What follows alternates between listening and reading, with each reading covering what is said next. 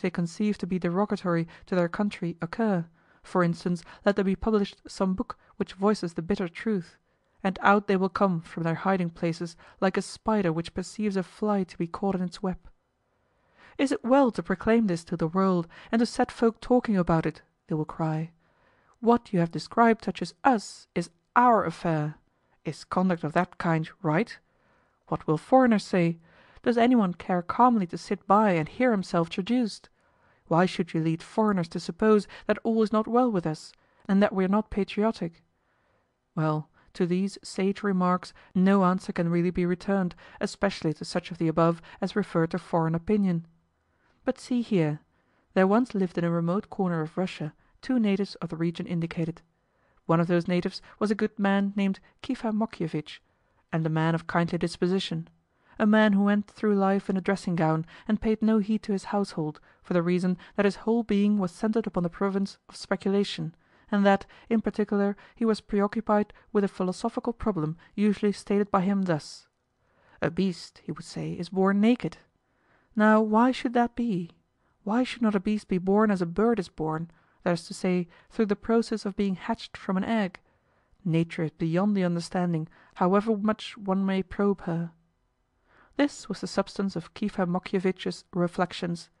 But herein is not the chief point.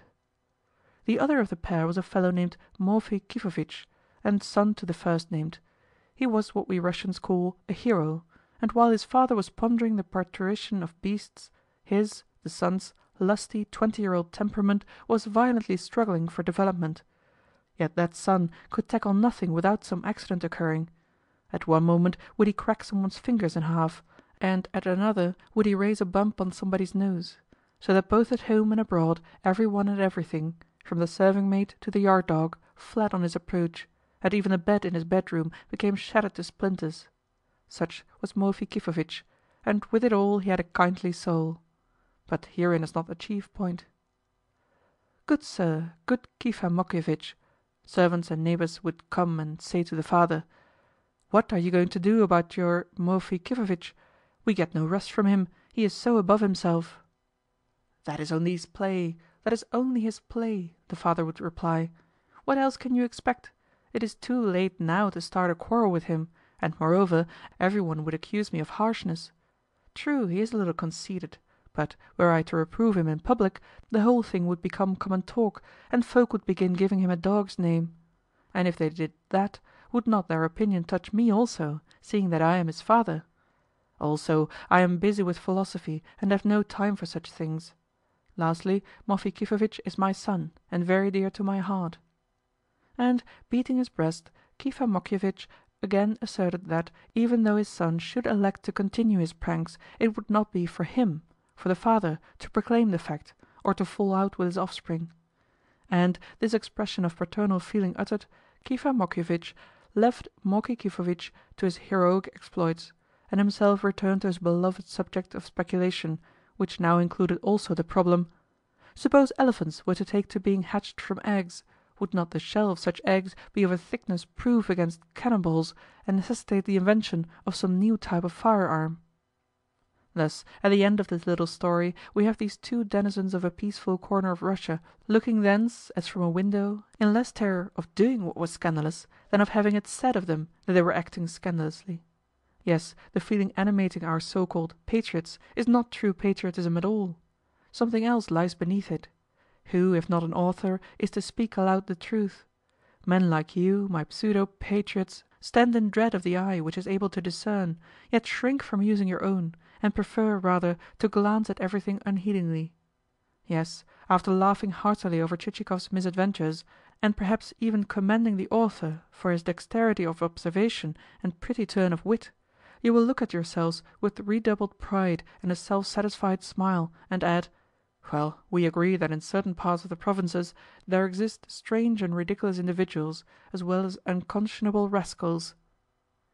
Yet which of you, when quiet and alone and engaged in solitary self-communion, would not do well to probe your own souls, and to put to yourselves the solemn question, "Is there not in me an element of Chichikov?" For how should there not be? Which of you is not liable at any moment to be passed in the street by an acquaintance who, nudging his neighbor, may say of you, with a barely suppressed sneer, "Look, there goes Chichikov.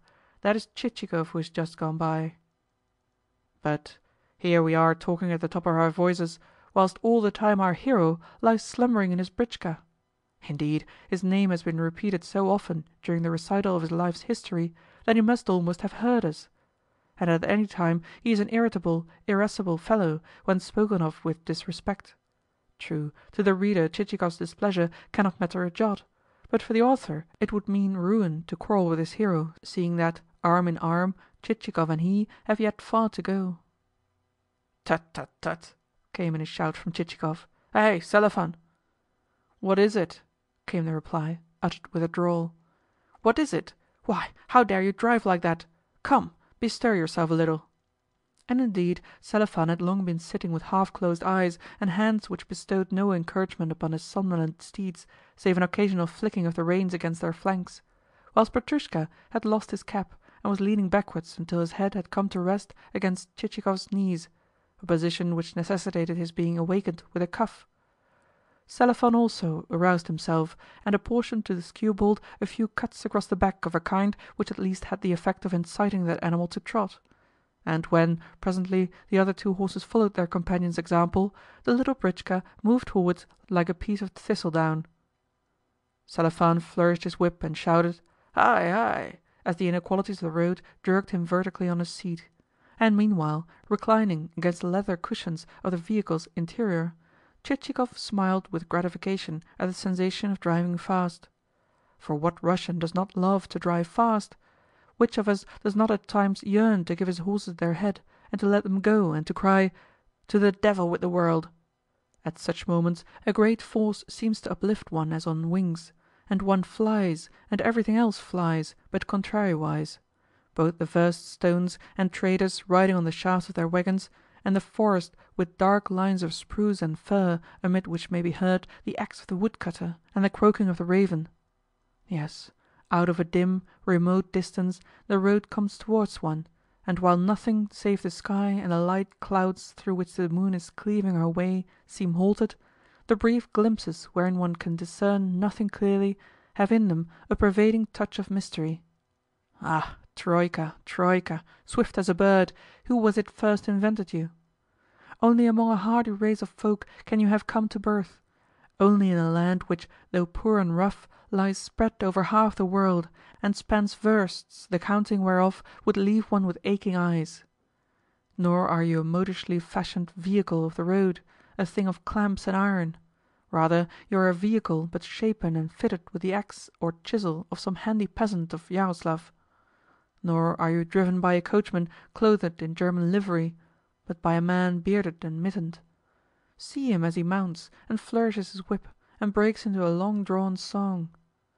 Away like the wind go the horses, and the wheels with their spokes become transparent circles, and the road seems to quiver beneath them, and a pedestrian, with a cry of astonishment, halts to watch the vehicle as it flies, flies, flies on its way until it becomes lost on the ultimate horizon, a speck amid a cloud of dust.